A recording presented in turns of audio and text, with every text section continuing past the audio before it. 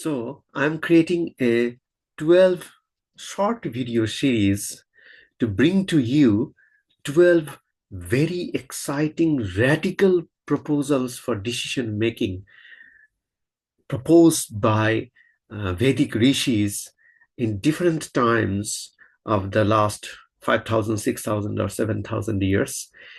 First in the series was Architecture of Confusion, where I argued how Akshapada Gautama, in his Nyaya Sutra 1.1.23, proposed the architecture of confusion. That means you should not try to look into where is the factual, because our parents tell us fact, fact, fact, connect the facts and then connect the dots. I showed to you how to create a temple-like architecture of confusions, and that is the solution of the problem.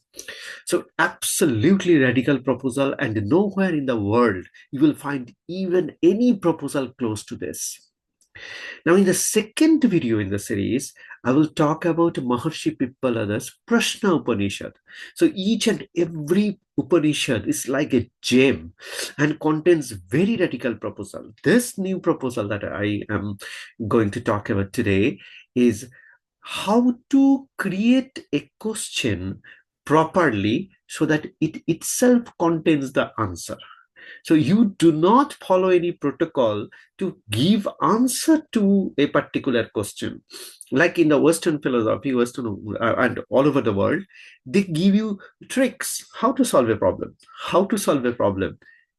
Instead, Maharshi Pippalada came out with six protocols which could be expanded into 12 different categories and 12 different protocols that you need to do to frame a question in such a way that answer will automatically be embedded in the question itself.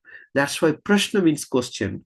Upanishad means collections of pearls or pearls of knowledge. So how do you create a perfect question, a better question, a more profound form of question that will itself contain the answer?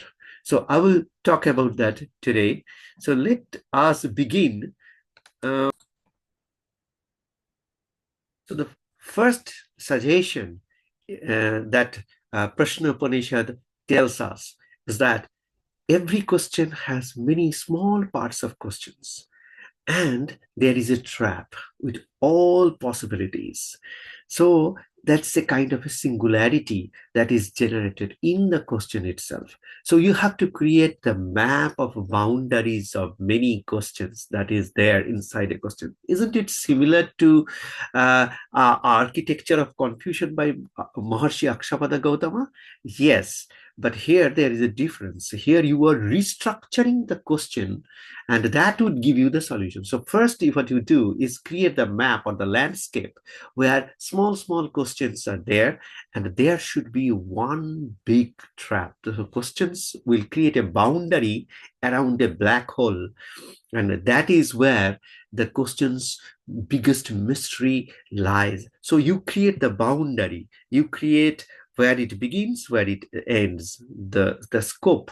So the Prathama Prashna. So before everything, which questions comes first? So you create a rank, map, and build the landscape of the question. So basically, you restructure the whole pattern of the question and set the boundary, and there is a place inside the question where there will be random possibilities. So that black hole you need to cover with small, small, small, small questions that is associated with it. So this is the first step. Set the boundary of a question and find the black hole, the biggest mystery that is out there. In the second step, Maharshi Pippalada is suggesting that a great question should survive for a long period of time. So you should peel it off like onion by asking 5 times the question, why this question is asked? Why this question is asked? why this question is asked. And after 5 times, if the question remains a substantial one, then only it is a proper question. So Prashna Upanishad is not to find answer. Prashna Upanishad is to create a question, a great question, and how to frame a great question, because a great question already embeds the answer. So why 5 times you should say why? Because justifying a question that has the credibility to become a question, that could be answered if you ask 5 times. Why did somebody not love me? And okay, so these are the things the possibility could be. Why those possibilities did not arise? There could be some situations like this. Why did those situations arise? Then you get into that, and then get into that. Get after 5 steps, if still the question remains, then this is this topic qualifies to be a good question. So see the beauty. The first we set the boundaries and find out what are the small questions. Now you set the ground level. Now you come and you ask why 5 times, and then if it survives after onion peeling, because onion peeling will come every time, thousands of years, onion is will never leave you if you are studying Hinduism. So the third part of the 12 parts of a Prashna Upanishad, how to ask a great question, is a duality. The question that you want to ask, that's to be a real question. What happens if the opposite is true? So the Prashna Upanishad does this very nice way. Which god is sleeping and which god is awake? So in every single great question, there is a duality, and that duality comes from certain factors which would remain silent, dormant, and not get active certain features or properties. God is the 33 crore gods were considered 33 actually different classes. And this classes are actually 33 different type of functionalities and properties. So one day I will make an episode on how Hindus construct gods and how it is prescribed that you can create your own god also among these 33 classes. That's why you'll find so many different Kalis came. Even my father imagined a Kali and then he did the puja for the Kali. Uh, so, uh, so this particular feature of which god is sleeping and which god is awake is to find among those 33 classes of properties, fundamental properties based on which the gods have been defined, who is sleeping and who is awake. So out of 33 says 17 of them are sleeping and 16 of them are awake. Then who is awake? So in the question, every single question or every single answer, if you want to find for any question in the universe, there must be 33 different classes of situations or properties or functionalities always. So you find out who is sleeping and who is awake in the question. And if you don't find it, then it is not a great question. You need to reform and make sure that some of the gods are sleeping and some of the gods, you don't have to take all the 33. Take some of them sleeping and some of them awake. So that means some of the properties are active and some of the properties are inactive. So this duality, the reverse side of features, should be present in a great question.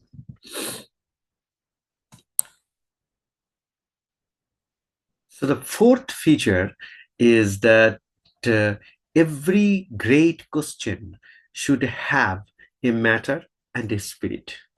So it means there should be something. So that sthiti, that stays for a long period of time, that is a sat part. Some truth, we Hindus don't use truth. We use sat, that is that survives for a longer time, because sat is a living system. So sat also dies one day, and asat, that is false, equivalent to false, is short-lived. So long-lived and short-lived. So everything should become in terms of living life forms, because everything is alive in Hinduism in its own way. So matter and the spirit, and that duality should be there. So if you want to ask a great question, then you should have a matter that cannot be changed, that is absolute, and it should come some spiritual sense, some aura or radiation coming out. And then Maharshi Pippalada in his Prashna Upaniṣad is saying, like you have the calm and coldness of the moon and the radiation of of the sun.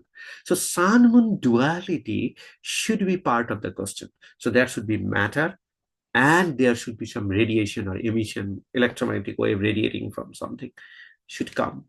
So both are necessary to frame a question. Why? Because uh, um, uh, something that stays for a long time, the absolute existence, and the spirit, the soulness, the radiative features, non-physical reality should be encapsulating the physical reality. So physical and non-physical part, you have to isolate and create this duality kind of a thing in your question. Otherwise, it is never a great question. So transform the question so that this duality is reflected. So you see, with every single step, even in the fourth step, we are transforming the question. We are trying to make a better question. So now we will get into the fifth property, fifth suggestion. The fifth feature of how to ask a great question is to take into account the stakeholders' perspective. But who are the stakeholders of this universe? So there are 6 points or six rishis in the name of six rishis like Bharadwaj, Shukesha, and four others. So this rishis bring different perspective, like birth and death, and then uh, uh, um, offspring, and then cosmic soul, Purusha. So these are the kind of six elements with death, rebirth, and so they come in a sequence. The reason is that why six concepts come? Because the creation of the universe should be connected to every single question. So that if creation part is not connected, then it is not a great question. And why six? Because Hara Parvati, Shiva Parvati, Parvati union. So you put a triangle at below and a triangle at top. So this is the lower part when it goes to the top, and that is Parvati, and then Shiva comes in the upper triangle, and then the union of that is the point of creation. So upper triangle has 3 points, lower triangle has 3 points. So 3 plus 3 is equal to 6. Each point denotes particular type of classes of rishis and their school of thoughts, and that were integrated and mentioned and noted and was created as a foundation of Prashna Upanishad. So Prashna Upanishad people are the compiled, but he compiled from the six other sages, and that we have to remember. And then stakeholders' perspective means all these six schools of thoughts are makes a contribution, and you need to find it. Like for an example, offspring is progeny. So every single question should have a kid, have a progeny, have next generation, should give birth to the other generation and carry the evolution process forward and forward and forward. If not, this is not a right question or a good question. So there should be then reward. That means it will die. The question has to die.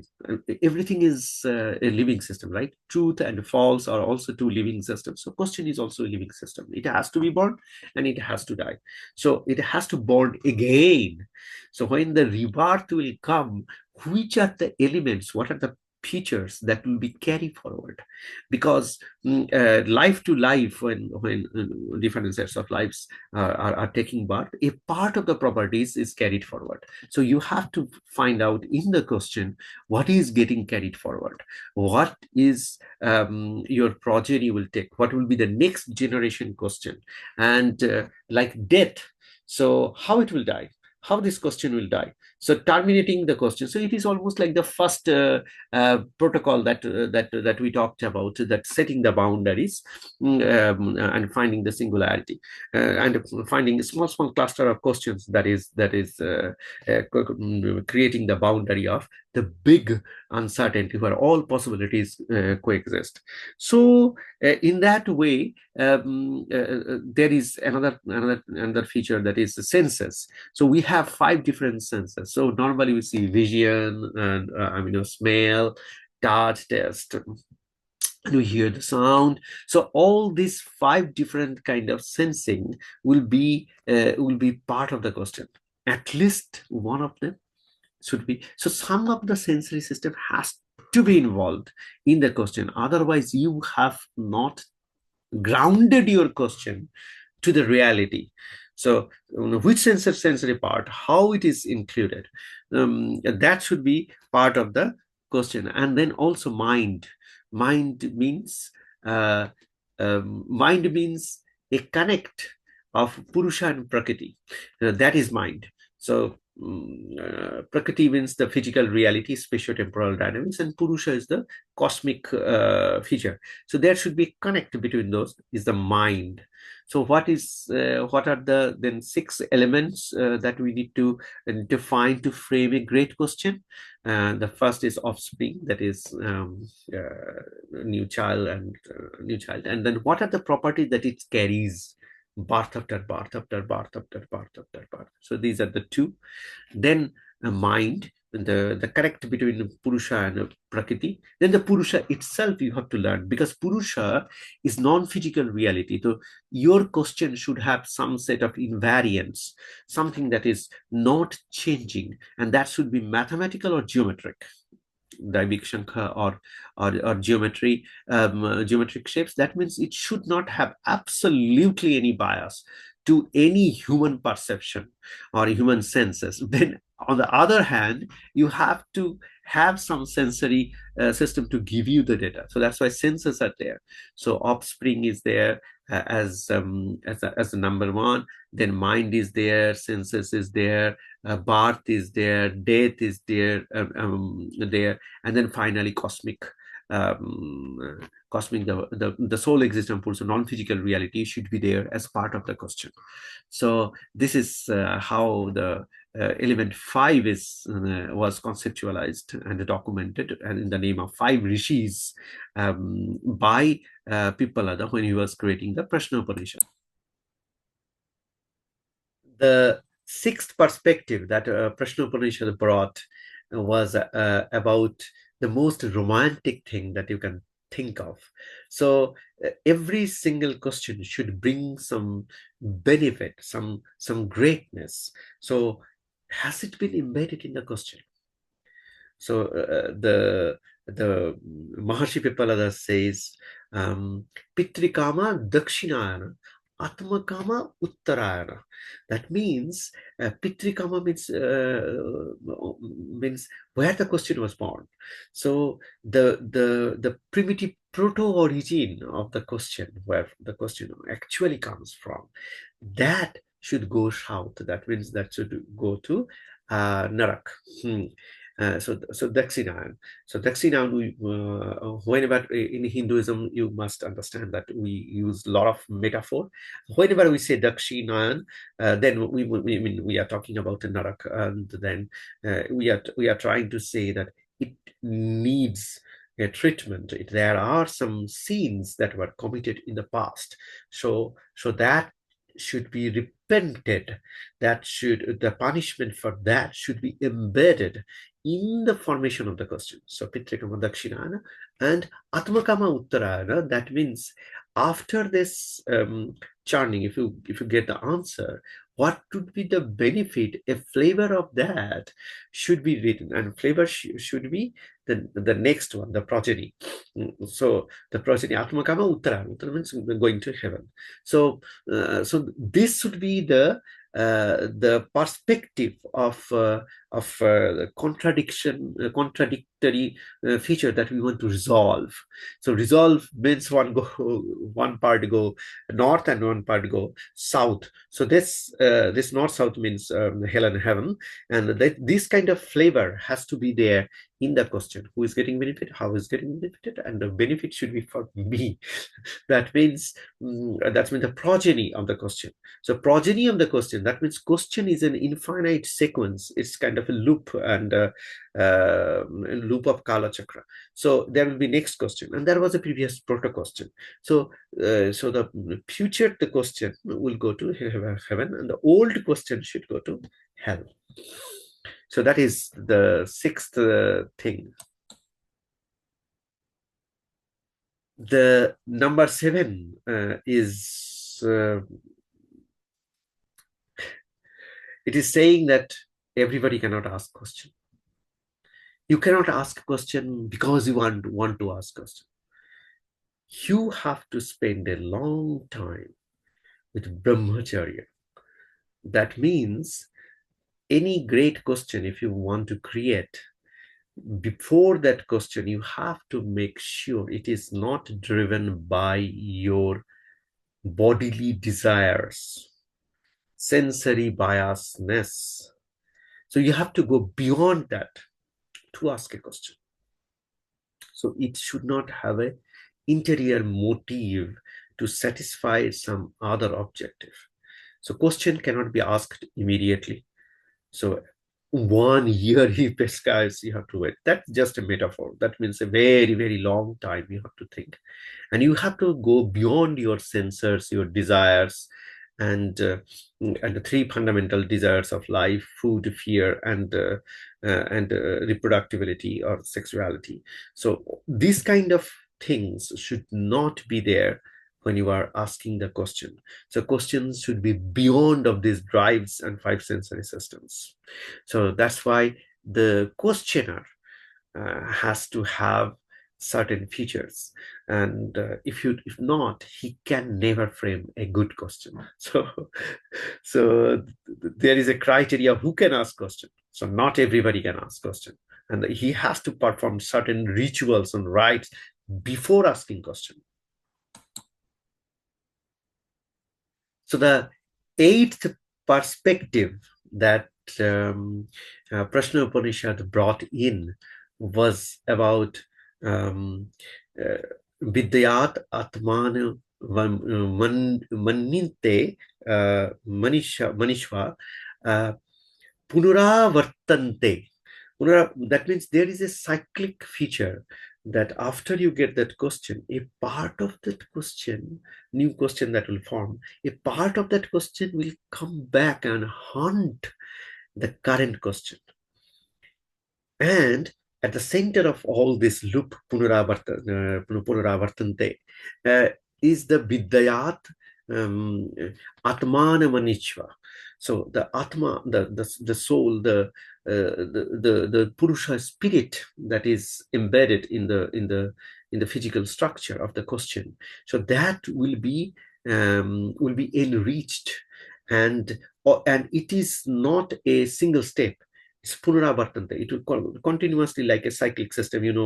Vedas are, and Hindus are very obsessed about Rita, that a fundamental property of the universe, that everything always try to come back to the initial point, but can never do that. So that's a beauty that Hindus never believe that it can come back to the initial point, but it will continue to make an attempt. Every single thing makes an attempt. That's why life cycles die. So death comes because you cannot return to the initial point. If you can return to the initial point, then it's immortal. So what is happening is punaravartante. So the part of the question that will be the next question that will give birth. This question will give birth to the next question, and a part of it will come back and haunt this current one, and that would increase. So that return or feedback would add a value to Purusha. That is the non-physical reality, that is the mathematics or geometric shape. So geometric invariant and mathematical invariant you would be able to learn when the next question will be born. Isn't it a beauty? That this is amazing. And so this is the eighth one. The ninth formulation is a philosophical beauty. So it is saying, manas manasa cha mantabhyam. Manasa cha manasa means the mind. That is the correct between Purusha and Prakriti. And mantabhyam, this analytical feature should be framed around this junction. So Purusha is the non-physical reality, say mathematical or geometric invariance, and the lower part is Prakriti, that is spatiotemporal dynamics, which you can measure using your sensors. Now, at the junction, you have mind, and all around it, the mantavya, the analytical network that you should frame around this particular point, around mind. Mantavya cha um, um, uh, manasya manasya cha mantavya. And finally is cheta ibya, cheta ibbacha, cheta ibbacha. So that is 4.8, I think, of the Prashna Upaniṣad. So so cheta ibbacha is the network that you should be forming. Uh, Always chitta means consciousness. So cheta yubhyacha is about the conscience network that you will be creating using the mantavya. Mantavya means critically acclaimed discussions.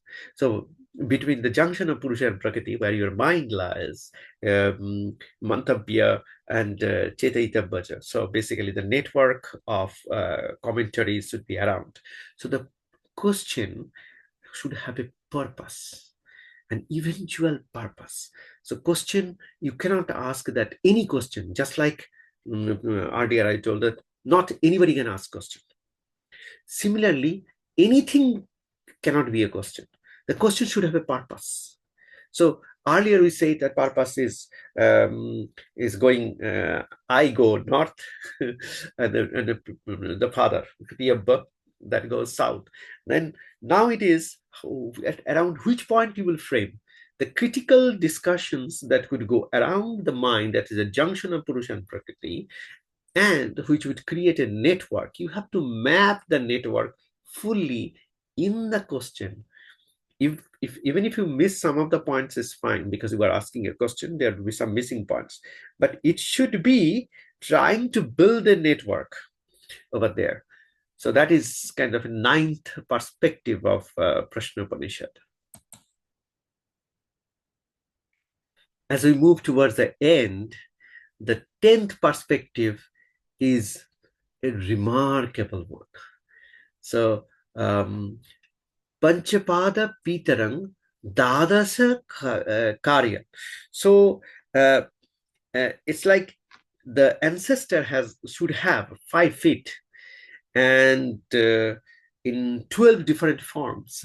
So 5 different elements, that is, fire, air, wind, water, and sky.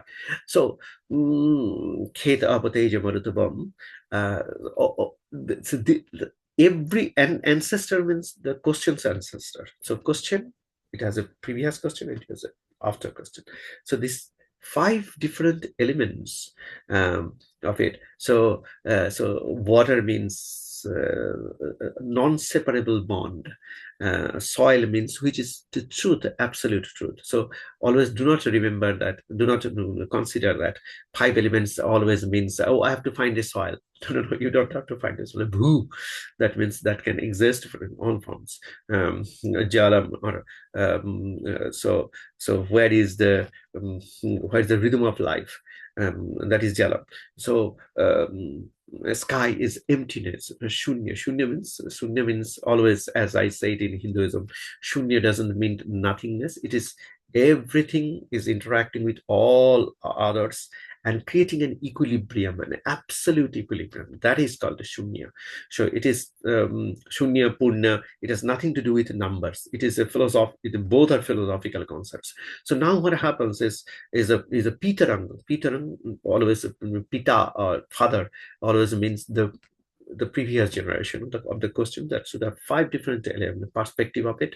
There should be nothingness and equilibrium. There should be bonding to all aspects, like tamaguna, like water. And then vu, like that is existing. Fire means the transformation.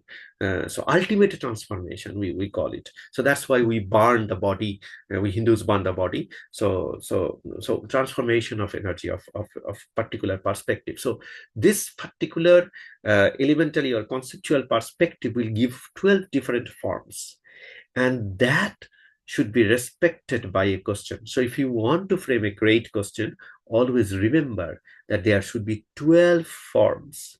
So you see 12 different perspectives of Prashna Upaniṣad we are compiling here. And many people would tell you that, oh, no, there are 6 different perspectives. No, 6 different perspectives is one of the 12 perspectives, about 6 monks and classes, as I have just discussed. So 12 different forms. And what are those 12 different forms? Tell me, out of 33 crore gods that were, or 33 classes of gods in Hinduism, that 33 different perspectives, out of that there are 12 special kind of gods. What? So that form you need to remember, because those 12 properties they are talking about. So 5 elements will be connected to this 12 form. And those forms, when you create, that the question should be there. So quantification and scaling of the question is necessary. It is not that it has come to my mind, so I will ask a question. No. What are you going to quantify? And what are you going to scale? So scaling a particular set of rules should vary at all different scales. That should be respected by a question. If you are not asking, you are not framing the question correctly. The 11th perspective is typical. It is saying, it has said many times earlier also in all the 10 perspective that I showed of Prashna Upaniṣad. The 11th perspective is an amazing thing. It is saying that eventually the question would be about Purusha only and the Brahman. So the question's ulterior motive will be learning Brahman. You have heard this thousands of times. This is nothing new about Hinduism, because the perspective is to become Brahmin, or Brahmin means who has felt the Brahman. So no one can feel it, because as Ramakrishna said, Brahman cannot be touched. But the ultimate objective would be an attempt to understand the fundamental vibration that has created everything. So where the Purusha is, where the geometric invariant non-physical world and non-physical reality is there, which gives birth, which constitutes, which constructs every single other non-physical reality. So you have to ultimately enter into the non-physical reality, and the question should have an objective that would give us a flavor or some different perceptions or dimensions of the Brahman. That is the ultimate goal of framing any question.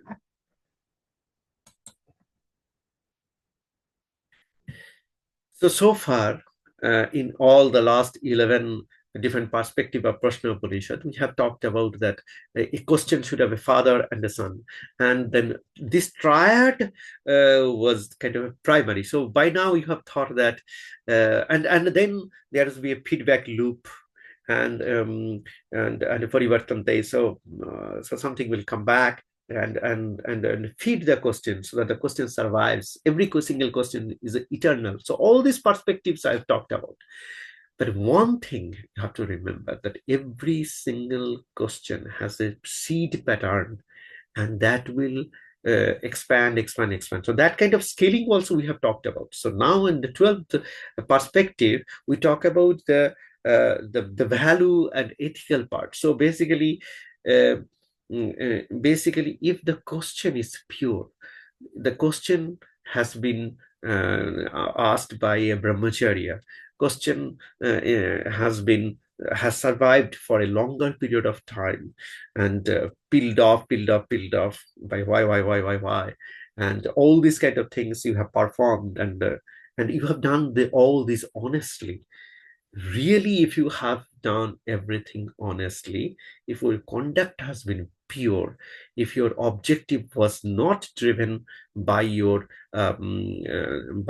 ulterior motives, or your drive for physical need, and you have tried to try to give honor to your mind, to the rebirth, to different to six different concepts of the six different rishis, Bharadwaj, and others. So if you have done that, then only then you can ask questions. So this is almost like another condition. We say that if you are not a brahmacharya, if you're not this and that, then you do not have the right to ask questions.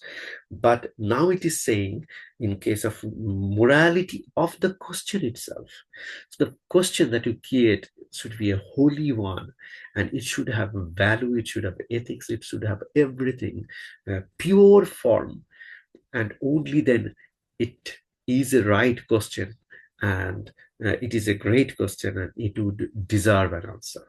So in this way, 12 different perspectives of Prashna Upanishad teaches us how to ask a right question. Now you think that we can build a computer using this, or a decision-making protocol, where you expand the question and question only, make it perfect, make it from different perspective you can evaluate. We can write an algorithm, a Python program, where the question will be expanded, analyzed, and then they will create it. And LLM, large language model, always use that. So whenever a question is asked, they go for another layer where contextual perspectives are searched and found. Thank you very much. Do subscribe and follow the channel.